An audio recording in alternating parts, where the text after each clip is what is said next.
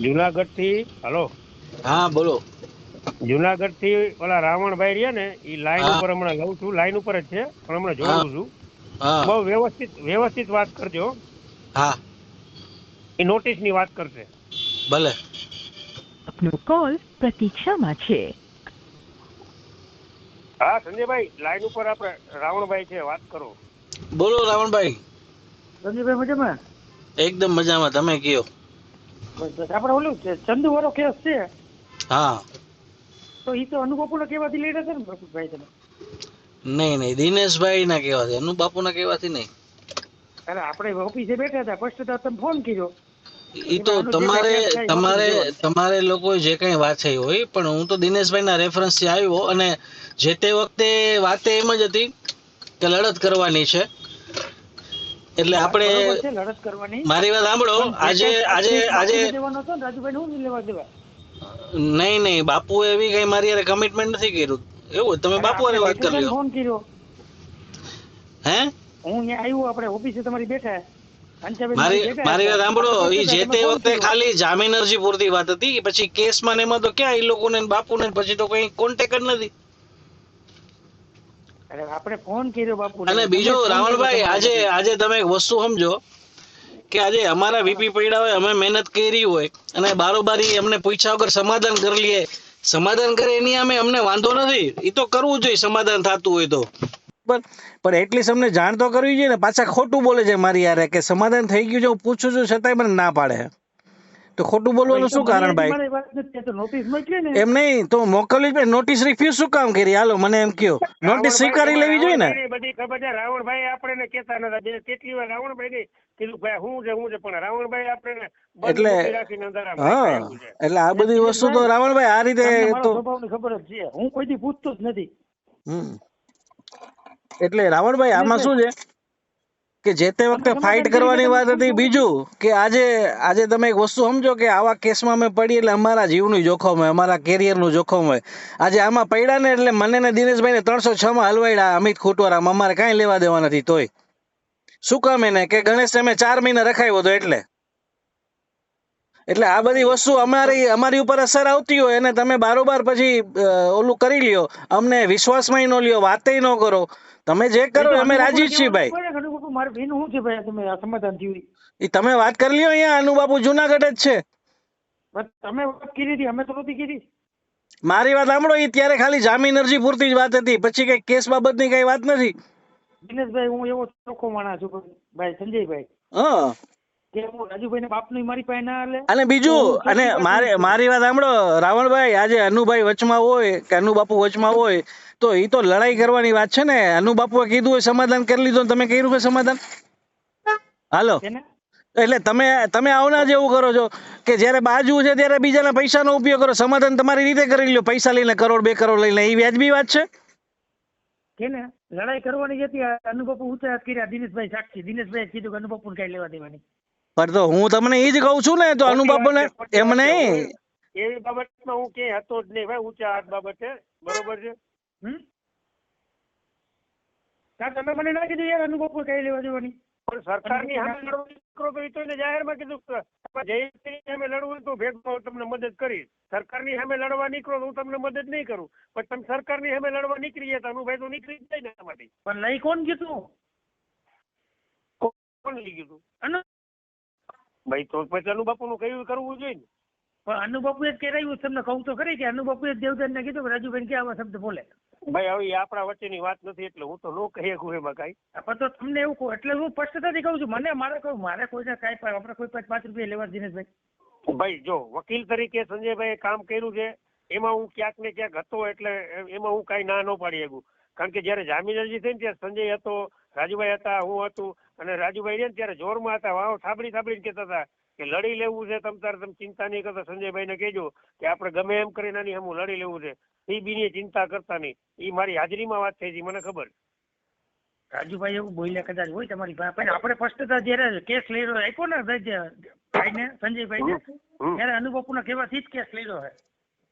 ઠીક છે. હવે અમારે વાત થઈ હોય તમે જાણો. સાંભળો, હવે આમાં અનુબાપુ ફી આપે તોય વાંધો નહીં, રાજુભાઈ આપે તોય વાંધો નહીં, આ સંજયભાઈ તો એની ફી થી મતલબ છે ને, બીજું હા, શું? પણ મહત્વ ઈ જ કહું છું ને, તો ફી આપણે અનુબાપુ પાસે લેવાની છે, સમજી ગયા? હા તો તમે લેવડાવી દો, બીજું શું હોય? હવે ઈ સંજયભાઈએ વાત કરી, મેં નહોતી વાત કરી, તો હું લેવડાવી તમે દઉં. વચ્ચે હોય તો તમને ખબર લેવડાવી છે. દો. મેં વાત કરી હોય તમને ખબર જ છે, લેવડાવી જ દઉં. તમે એમ કહો કે ભાઈ હું હતો એમ, તમે હોય તો કન્ફર્મ આ કરાવી દો. સંજયભાઈ એની ઓફિસે સંજયભાઈ ફોન ફીથી કર્યો. મતલબ છે ને. બાપુના કહેવાથી જ કેસ ચાલુ કર્યો સંજયભાઈ લડવાનો. હજી મગજમાંથી કાઢી નાખો. ઈ છે ને રાવણભાઈ જામીન અરજી પૂરતી જ વાત હતી ખાલી.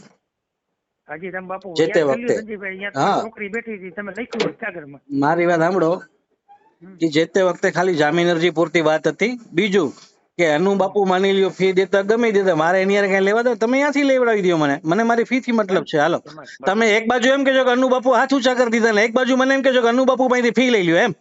આ રાજુભાઈ અંદર ગયા ને ત્યારે ઊંચા હાથ કરી દીધા અનુબાપુ. પણ એમ નહીં, તો ઊંચા હાથ કરી દીધા તો મારે શું કરવું, મારે શું સમજવાનું એમ. પણ ઈ તો તમે- એટલે અમે બલીના બોકડા બન્યા ને એમ તમને હું કહું. કરું? એમ નહીં તો અમારે અમારે અમારે અમે બલીના બોકડા અમારે બનવાનું. પણ તમે સમજતા નથી. તમે મને કયો મારી વાત સાંભળો, મારી વાત સાંભળો, તમને ફોન કરું. રાવણભાઈ તમે પેલા મારી વાત તમે પેલા મારી વાત સાંભળી લ્યો. જ્યારે આ કેસ ચાલુ થયો ને ત્યારે જુનાગઢ આવવા જવાની વાત થઈ, ત્યારે હંસાબેન ત્યારે તો રાજુભાઈ જેલમાં હતા. મને કાંઈ ગણેશે ડિસ્ચાર્જ અરજી મૂકી છે. મેં કીધું બેન ચિંતા કરો માં હું આવીશ. ત્યારે મને ખાલી એને ધક્કાના પૈસા આપ્યા હતા, બાકી એ કે ફી નું રાજુભાઈ આવે ને ત્યારે સમજી લેવું આનું ને ગુસ્સી ટોકના કેસનું બે. મેં કીધું સારું, પૂછી જોજો હંસાબેન ને તમે. કારણ કે તમે જેલમાં વયા ગયા, રાજુભાઈ જેલમાં વયા ગયા, પછી તો એને ને અનુબાપુને કઈ કનેક્શન નથી, તો મારું વીપી નો મુકાવવું જોઈએ ને. તમે આવ્યા તે આપણે ત્યાં હતા ને? મારી વાત સાંભળો રાવણભાઈ, હું તમને એક વસ્તુ કહું છું કે રાજુભાઈ જેલમાં વયા ગયા પછીની વાત છે. અત્યારે જયારે ગણેશે ડિસ્ચાર્જ અરજી મૂકી ત્યાં સુધી તો એ કેસમાં મારું વીપી નહોતું. હંસાબેન આવીને વિનંતી કરીને મને કીધું કે ભાઈ આમાં તમે વીપી ફાઇલ કરો, આ તો ડિસ્ચાર્જ અરજી મૂકી નામ નીકળી જાય તો. હા એટલે ટૂંકમાં જે હોય કે ભાઈ નામ નીકળી જાય તો આપણે હેરાન થવું, એટલે હું ખાસ એ જુનાગઢ અમે ધક્કા ખાધા બધા અને કામ કર્યું, વીપી મૂક્યું, આપણી દલીલો મુકાણી, ત્યાં ભાઈ ગોઠવી લીધું બારે આવીને. તમે કહું છું કે એની એટલે જે હોય રાવણભાઈ, જો તમે સમાધાન કરીને માલ કમાણા છો તો અમને અમારી ફી મળવી જોઈએ. મારે એ તમે અનુબાપુ ભાઈ લેવડાવો, રાજુભાઈ ભાઈ લેવડાવો, મારે એની કઈ લેવા દેવા નથી. મને મારી ફી થી મતલબ છે. હું કેસ લેવડાવું છું, મારી મહેનત કરી છે, મારી જાનના જોખમે મેં વકીલાતનામું ફાઇલ કર્યું છે. મારી વાત સાંભળો, મારી વાત તમારી ફી કિની નક્કી હતી તમારા લોકો હારે થયું હોય ને, મારે શું અનુબાપુ હારે લેવા દેવા હોય ભાઈ, કાંઈ વાંધો નહીં. પણ જો તમારે ન દેવી હોય તો મને ના પાડી દો, તો હું એ રીતે હાલું, દેવાની હોય તો એ રીતે કરો. તો એમ નહીં, તો અનુબાપુએ સમાધાન કરવાનું કીધું છે તમને, તો મને વાત કરાવી દો. હાલો અનુબાપુ હારે, અનુબાપુના કહેવાથી તમે સમાધાન કર્યું છે. મારી વાત સાંભળો રાવણભાઈ, અનુબાપુના કહેવાથી તમે સમાધાન કર્યું હોય ને તો હું અનુબાપુ ભાઈ ફી લઈ લઈશ. તમે એની હારે મને વાત કન્ફર્મ કરાવી દો. હાલો. પણ અમે તો સમાધાન જ નથી કર્યું. હે તો હાઈકોર્ટ કોણ કીધું સમાધાન અહીંયા સોગંદનામા મૂકવા? એ તો મને ખબર જ નથી. તો પછી યાર તમે એમ બે વાતો શું કરો છો નાના છોકરા જેવી?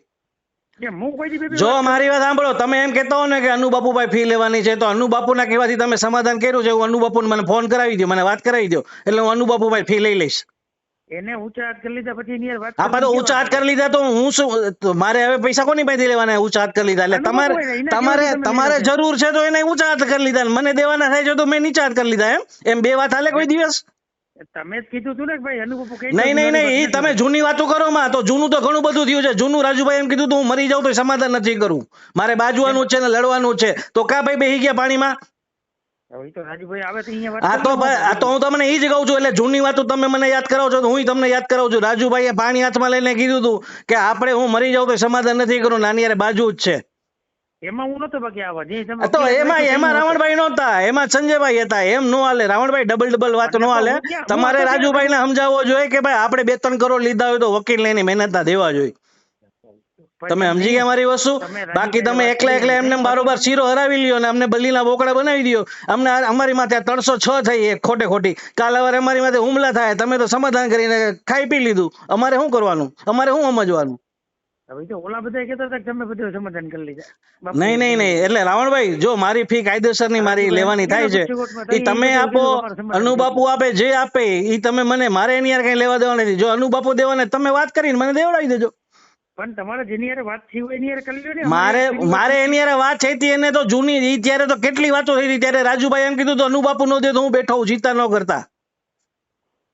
આવું કીધેલું છે ઘણી વખત. હારી હારી વાતો તો બહુ થઈ છે રાવણભાઈ. ના ના ના. આપણે તો અહીંયા એટલે અમને જો રાવણભાઈ કોઈ પણ માણસ છે ને એ પૈસાનો ને એના અમે ભૂખ્યા નથી, પણ અમે એટલો ભોગ દીધો હોય ને તમે અમને હાવ સાઈડમાં મૂકી દો, અમારી ગણતરી ન કરો તો ઈ તો ન હાલે રાવણભાઈ. હવે ઈ તો રાજુભાઈ અંદર ગયા હતી, બધે મૂકી દીધા હતા, બધાને ખબર છે, તમને ખબર છે. પણ રાજુભાઈ અંદર ગયા ત્યારે અમે રાજુભાઈ ની હારે જ ઉભા છીએ, એના પરિવારને પૂછો. હું પરિવારને પૂછું? કારણ કે રાજુભાઈ ની જેટલા કામ હતા બધા કર્યા છે, ઇવન એના જેલની અરજીઓ મેં અહીંથી કરેલી છે મારા લેટર પેડ ઉપર કે આ ભાઈ માંદો હાની દવા કરજો એમ. હે પણ ઈ કઈ આપ્યું, એને તો પૈસા આપેલ છે ને. કાંઈ એના પૈસા નથી આપ્યા, અમુક કામ તો અમે સેવામાં કર્યા હે ભાઈ. એના શું પૈસા લેવાના હોય? પણ એમ નહીં, એના શું પૈસા લેવાના હોય રાવણભાઈ? એવા તમે આજે મારી પાસે 2-4 કામ મોટા કરાવતો તો હું નાના નાના કામના પૈસા લો એમ કહું? અરજી લખવાના પૈસા લાવો એમ? મેં તમને હમણાં કેસ આપ્યો. પણ મારી વાત સાંભળો રાવણભાઈ, એટલે અત્યારે જે કઈ તમે સમાધાન કર્યું હોય હું રાજી છું, મને એની હારે કાંઈ વાંધો નથી. તમારું સમાધાન થયું છે, મને મારી ફી આપી દેજો, બરોબર? જો નહીં આપો તોય કાંઈ વાંધો નહીં, તો હું એ રીતે કાયદાકીય રીતે લડીશ. બીજું હું, કારણ કે મેં મહેનત કરી છે ભાઈ. આ તમારે ફી ની વાત બાપુ એને કરવાની છે. એ મારે કાંઈ નથી કરવાનું, તમારે કરવાનું જે કરવાનું હોય. મારે થોડું કરવાનું હોય, તમે બસ તો પછી તો બાપુના મોઢેથી એમ કહેવાય દો મેં સમાધાન કરવાનું પંડિતજી કીધું હોય ને એ લોકો સમાધાન કર્યું છે, તો હું બાપુ હારે સમજી લઈશ. હવે ઈ તો બાપુ કે આપણે એ બાપુ થોડા કે ભાઈ, બાપુ કે ન કે મેં 15 દિવસનો ટાઈમ આપ્યો છે, જે કાંઈ હોય મને હા કે નાના જવાબ દઈ દેજો. નહીં આપો તો હું કાયદેસર કાર્યવાહી મારી કરીશ ફી માટેની. કરો બાકી તો અમે કેવું ભાઈ ભાનુ બાપુને કેવા તમે કેસ લીધો. એ તમે જે કરવું એ કરજો, કાંઈ વાંધો નહીં.